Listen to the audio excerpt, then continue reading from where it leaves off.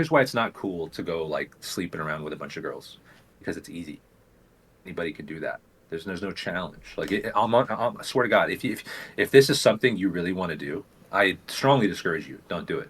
But you're gonna find out in like 6 months how freaking easy it is, right? To just be like the cool guy, the mysterious dude who seems a little dangerous, and like how easily women are captured by that, right? It's nothing. It's nothing at all. It's not even fun. After it's not fun anymore. Like And I do want to say something here because we're about to jump into the most interesting, controversial, substantive conversation that we've had on the channel, and this is going to be probably the biggest.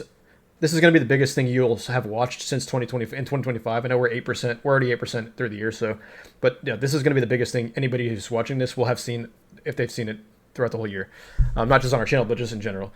But before I go into that, I do want to say like the channel, or like the video, subscribe to the channel. You're going to see a lot more where this came from. But um, I want to make a Steelman for the Red Pill Atheist. So put a pin in what I just said about the Red Pill Atheist. Remind me to bring that back in after we jump into kind of the meat and potatoes of it, right? So just think about that. right, yeah. Red Pill Atheist Steelman, and I'm going to jump into that after I maybe midway through. But I'm going to start right now by asking you and saying, hey, dating, red pill, women, feminism, degeneracy, coomerism, consumerism, MGTOW, all that, all those buzzwords, like just clip that because like Yeah. that's what we're gonna get into and that's what everybody's thinking about. So if you've skipped ahead, this is Yeah. where you've skipped ahead to. Right now is where we're gonna get fresh into it. So kick it over to you. Yeah. What is red pill and concerned with as far as dating, sexual degeneracy, all that stuff I just listed? The floor is yours, man. Yeah. Perfect. So, well, I'm assuming you skipped ahead to this part of the video, or you're watching the clip. So I'll quickly reiterate some things I was just saying. Basically, the red pill ideology is an individualistic ideology that applies to men. Now we're talking about dating. Other red pill topics are not exclusive to men, but right now we're talking about men. So when it comes to dating, it's saying to men, this society that we've set up, this dating market that we've set up, is completely designed to cut you down at every. It is opposed to you. You are fighting against it. You're the enemy of this dating market.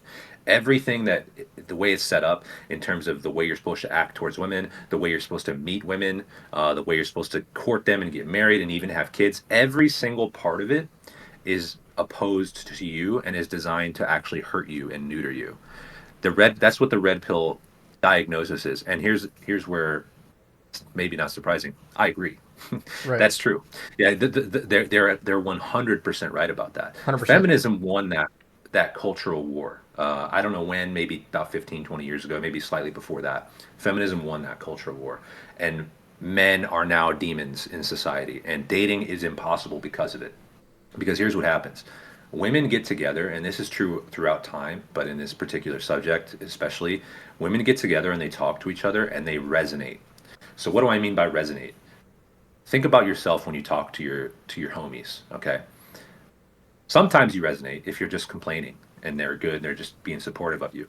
But I'm going to say 99% of the time when I'm having a conversation with Tony or any other male friend, me and him are figuring stuff out, right? Like we may agree, we happen to agree on a lot, but we don't. It's not necessarily that we're going to agree, right? Like he may bring up an opposition to what I'm saying and cut it in half, or I may have a problem that to me is very meaningful and important, but he just kind of cuts right through it and it's like, well, what if you just did this, you know? And I'm just like, yeah, you're right, yeah, of course. So that's what men do when men interact. We're figuring stuff out. We're chopping stuff up. Women, and I need you to understand this as a man, especially if you're young and you're inexperienced, women do not do that. That does not happen. When two women meet together, they resonate. And I want you to genuinely think of like a metal rod in the ground with like little sound waves coming out of it at a certain frequency. When it meets a different metal rod, that rod is gonna start vibrating at the same frequency, right? Higher or lower volumes, but it's gonna vibrate at the same frequency. That's what women do. They send out their waves. They're resonating on a certain wavelength of emotion, and then every other woman in the vicinity begins to resonate at the same thing. So it's not a logical question. If a woman comes to another woman with a problem, oh, I met this guy and he seems so great, but he had sex with me and then left afterwards. Okay, as a man, you're like, why did you have sex with him? Why are you doing that? Why are you disrespecting yourself with a man who's not even committed to you? Why are you doing that? A woman is resonating with the emotion. So she's immediately feeling the same thing that that woman is feeling. She's resonating, and her response is going to be, "What a jerk! What a jerk! I can't believe he Right. did that to you. Right. You've been wrong. You're a victim. You're so innocent and perfect and beautiful, and you don't deserve that." So that's what women do. And when it comes to dating, that's not. So here's the thing. That's not a problem because we need women to resonate certain truths to each other. So it's not necessarily a problem. It's a problem when the society and the institutions are also resonating. Because if we just let that go wild, then there's never like the man's job is to not resonate. The man's job is to be the wall that the emotion breaks on. It's like a wave, and then you're there, and you just it breaks, and you just say the truth.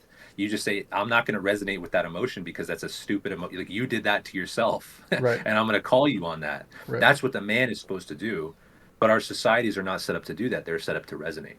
No, and So yeah, red pill has seen that. Yeah, go ahead. no, and I think that's a perfect example because there are certain cases in time where you try to blend intersexual, I guess, or intersexual dynamics of a man and a woman having a conversation with each other. The woman is, saying to what something to the effect of what you just said.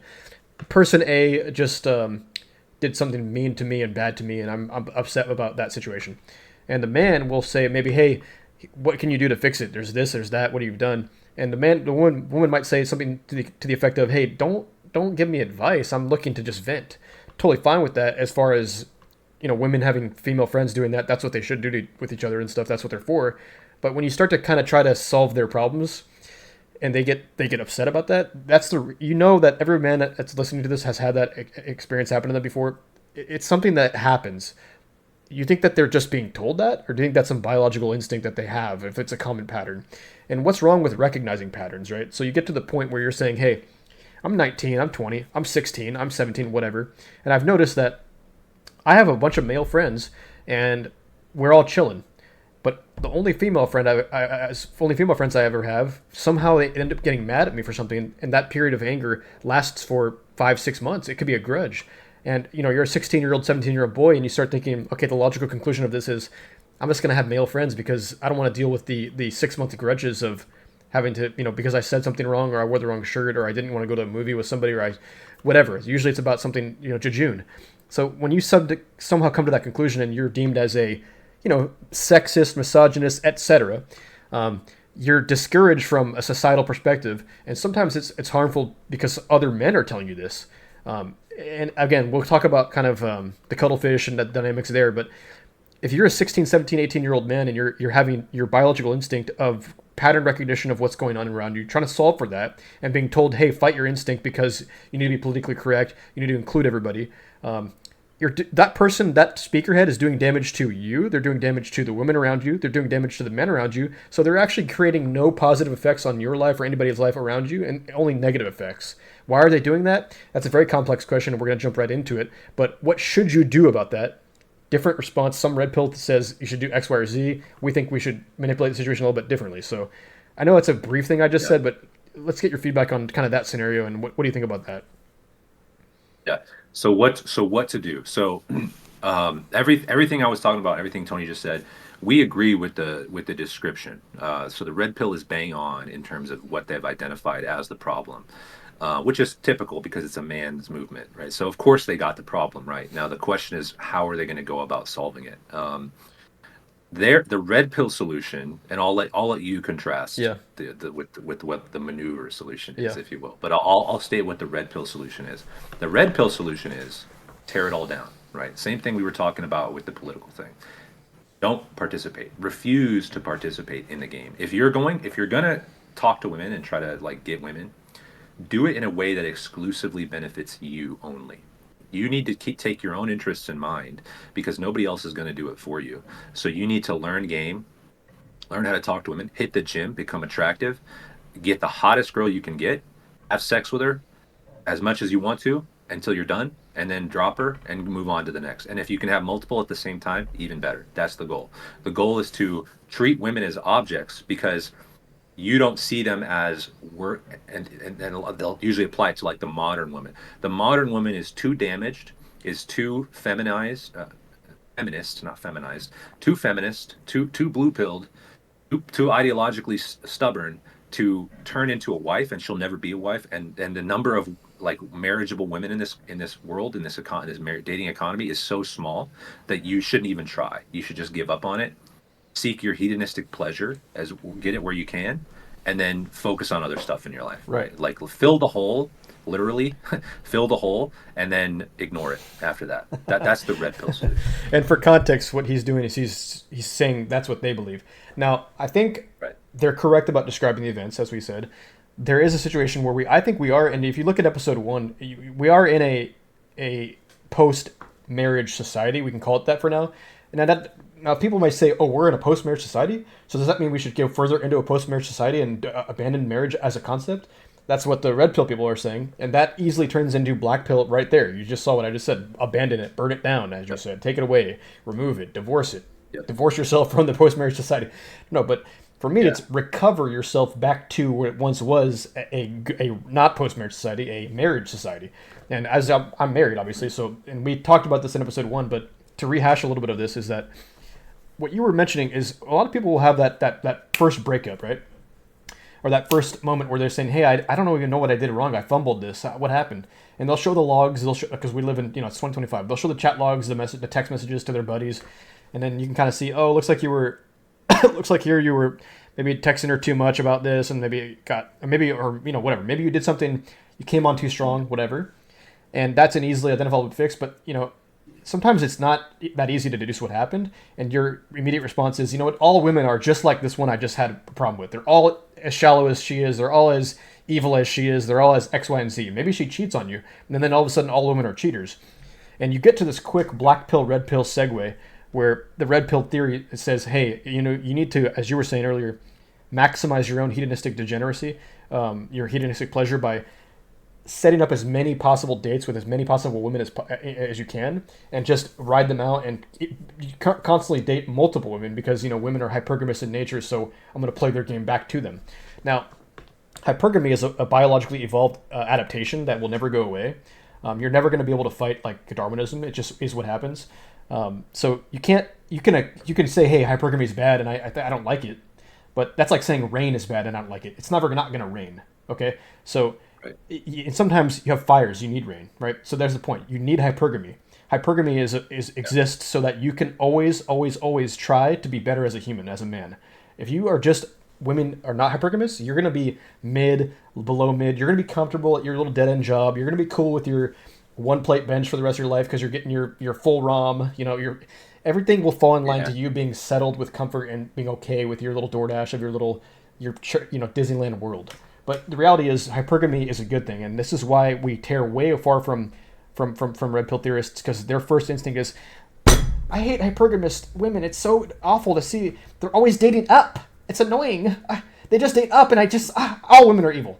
Now, yes, they do always date up, and yes, they do are all hypergamous, and etc. But harness that. Figure out how you can maneuver around that reality of fact. White pill that. You say, okay, this woman is only going to date somebody with a six-figure salary. Now, do I capitulate to her as a specific woman? No, I'm not going to. But what I will do is set myself up to be a person who can get women who are like that. So six figures, that's something you can obtain. That's not a height thing. That's not a skin color thing. That's not an immutable characteristic. So get after it for your career. And yeah, a red pill person would say, don't do anything for women. Do it for yourself. There's something to that. But there's nothing wrong with doing something that is good for the wrong motivations inherently, as long as you get to that goal and realize, okay, hey, I'm here. I'm not thinking about only one thing. Now, I'm kind of scattered here, but where I'm going with this is this. I'm going to, if a woman is hypergamous and you are complaining about that, you're in the wrong path. You're in the red pill path. You need to be on the white pill maneuver path and say, hey, I'm going to try my best to figure out my own 1, 2, 3. Remember, fitness, career, women, in that order. It'll all sort of linearly progress into a perfect package. Now, not all women, not all men are like they're going to have the same path, right? So Dean and I have different paths here, but it's something that you need to start focusing on immediately. Is, hey, how do I make myself a perfect maneuverable object in today's post-marriage society, while maybe maintaining a situation where I can get married, can have 2.1 kids, can settle down with a woman who respects me and who I can have a conversation with, who I love, and that's all the positive emotions that I want to have out of the situation. Not let me burn it down and have as much degenerate sex as I can with as many plates as I can spin, etc., in a cringe way, so I can talk about it with my bros and say, "Bro, I just effed this girl and so hard, and I blanked this many blanks, and I blanked the blank out of her, and it was so blank and cool." Now, Mhm. the sad part is the reality of the truth is that that's actually not cool. I'm gonna have you explain a little bit why that's not cool, but talk to me about degeneracy and talk to me about why that's their prescription to the problem and why in reality it's actually going to make it worse. Yeah. So this is yeah, this is where we really I think are the farthest from like the red pill guys, right? Because if the red pill people listening to this would be so angry at what we're saying, right? They would say, "Oh, that's so stupid. I mean, you sound just like the feminists, right? Like you're supposed to as a man, you're responsible for all the world's problems." That's basically what you're saying, right? Like I'm supposed to fix things that I didn't break to begin with, right? And I know that that sucks because they disagree with it so strongly, but that is frankly exactly what I'm saying, right? So I guess the first thing I want to mention here is that in my view, and I think this is the truth, women follow men. Men are the leaders. Men are the leaders of everything in the relationship in the society. That's our role. It's our job is to be leadership and provide leadership in whatever way that needs to be done. Most of the time, being a good leader is about setting an example. Okay, if every man, and I know this is utopian, so but I'm just using it as an example. If every man was like on his full grind and like doing the best he could and was an honest person and didn't sleep around and was like real, had a lot of integrity, what would the women do? They would have no choice but to be the same. They would follow our example. The reverse is not true. If every woman was just a wholesome, godly, lovely woman, that alone would not be incentive for men to do the same thing. Right? It would still be advantageous, at least even from a biological perspective. It would still be advantageous for them, for the men, to maybe sleep around, maybe cheat, maybe not be loyal, lie, etc. There would still be an incentive to do that. That would be wrong in my view, but it would still be incentivized. But if every man is on his prim and proper, if he's all on his game, the best strategy for every woman would be to do the same thing. That women don't benefit from sleeping around, right? In any way, I mean, especially emotionally, but physically, they don't benefit from sleeping around. It's better for them to have a single partner long term, and that's all they ever do, right? So that's just an example of what I'm saying right now. Men are the leaders, and as a man, if you care, like it's one thing to identify the problem, which is where we agree with the red pill. It's another thing to solve it. You can either solve it in the easy way or the hard way. Okay. The easy solution is to burn it down, to take what you can get from the situation and then leave it for dead. That's the easy solution. It is a solution. It's an easy one, but it's not going to solve any problem in the long term, right? If you're watching this, there's a high chance you want to have kids. There's a high chance you want to get married. You want a family, you want love, you want real fulfillment. What kind of world are you leaving behind for your son or daughter if you've actively contributed to like adding fuel to the fire? What do you do? How is that going to benefit them? It's not. It's going to make it worse. The way that you improve the world is by starting with yourself, and it's not easy to do. You're not guaranteed to succeed, unfortunately. Uh, and you're going to encounter a lot of problems. You're going to see other people sort of cheat their way to what you think you want, right? They're going to like red pill. So I'll transition to that. So red pill. Here's why it's not cool to go like sleeping around with a bunch of girls because it's easy. Anybody can do that. There's no challenge. Like I swear to God, if this is something you really want to do, I strongly discourage you. Don't do it. But you're gonna find out in like 6 months how freaking easy it is, right? To just be like the cool guy, the mysterious dude who seems a little dangerous, and like how easily women are captured by that, right? It's nothing. It's nothing at all. It's not even fun after. It's not fun anymore. Like you do it a few times, yeah, maybe it's fun. Like, oh, look at that! I can't believe that worked. I sent her this text and she actually liked it. I can't believe it. That's funny. Yeah, it's like an amusing thing. But it's like playing a video game. Like it's like this gets boring. This is old after a while. This is not a challenge. This is not something that actually brings me any kind of fulfillment. It's just one I'm just knocking them down, right? And like Right. they set themselves up so easily because women resonate, right? So I mean you're gonna nail it every time. I mean it's not hard to do. That's why it's not cool. It's not something it doesn't bring you fulfillment. It's not a challenge. There's no growth involved in it. It's just here's a thing, you take it out easily and then you just keep doing it forever. Is that really that's what you want to do? You just want to keep doing the same thing over and over? Right. What to me, what's a lot cooler, what's a lot better is to take the most difficult dragon you can slay. What's the biggest problem in your life that you think you can handle? And go handle it. Right? That's cool, right? Elon Musk is trying to go to Mars.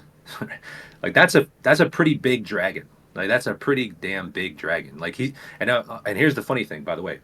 Elon Musk is going to get way more women along the way than the He dude who has he makes has it his way more than entire life to get 2.1 women. kids. He's already up to Yeah, 10.8 exactly. or something like Yeah. that. Yeah. Yeah. So Elon Musk has way more access to women than you ever will. Especially the guys who make it their entire life to get women. And he doesn't. I don't even know how much he cares about that. I mean, he obviously has a ton of kids, but his main focus is on going to Mars and bringing humanity to the stars, right? Which is a pretty freaking big dragon. I think that's cool, right? Whatever you think about Elon Musk, that's a cool thing to do. Uh, Basically, I think the best thing you can do for yourself, the coolest thing you can do, is identify the biggest problem in your life, the biggest dragon, enter the den, and do battle with it, and Right. come out on top. You Right. know? And I think that's a really good way to put it. I think the hard path is often the better path than the simple easy path, right? Because it's more Yeah. rewarding. It's harder, so less people have access to it just inherently. So when you've taken it, you're more exclusive. So think about a scenario in your life where you have somebody who is faking it to make it, if you will. Like he's in the dating realm. He's saying, okay, let's say he makes a dating profile and he says, I'm 6 feet tall or whatever, 6'1", and he's like maybe he's 5'10", so he's inflating that, and then he's saying I'm making 150K a year, maybe he's making not that much, inflating that, and he just says whatever he needs to say to get somebody get his foot in the door, to get like to start dating women, to start spinning plates as they would say, and then you take that and you compare it to somebody else who doesn't even think about that stuff, goes to the gym firstly, gets after it for himself, figures out a hobby that he likes, and then meets a woman at that low hobby or whatever, and then finds somebody wholesomely. Think about the kind of quality of relationships that person A versus person B are going to have in that hypothetical. And think about that when you're thinking, hey, I want to have 2.1 kids. I want to be married. I want to be having a family. I want to be around friends. I want to have a good, wholesome life. How does having sex with as many women as possible lead to that in a more efficient way than getting after it in the gym, getting after it in your career, getting after it in your hobbies? Like, it's obvious to me, that part B is a better solution to the problem. I would like you to try to steel man, if you can, how part A could ever solve that. What's up, guys? Thanks for checking out this clip from Maneuver Life Radio. If you enjoyed it, consider checking out the channel. We have long form discussions every single Monday about men's issues. So we talk philosophy, we talk politics, we talk religion, getting after it. What does that mean? How do you do it in this society? We're trying to help you and we're trying to help ourselves. Whether you think we're stupid and you just want to tell us that, or you think you really agree with what we had to say, we'd love it if you'd leave a comment, consider liking and subscribing one way or the other. Thank you so much for your attention. You have a good rest of your day.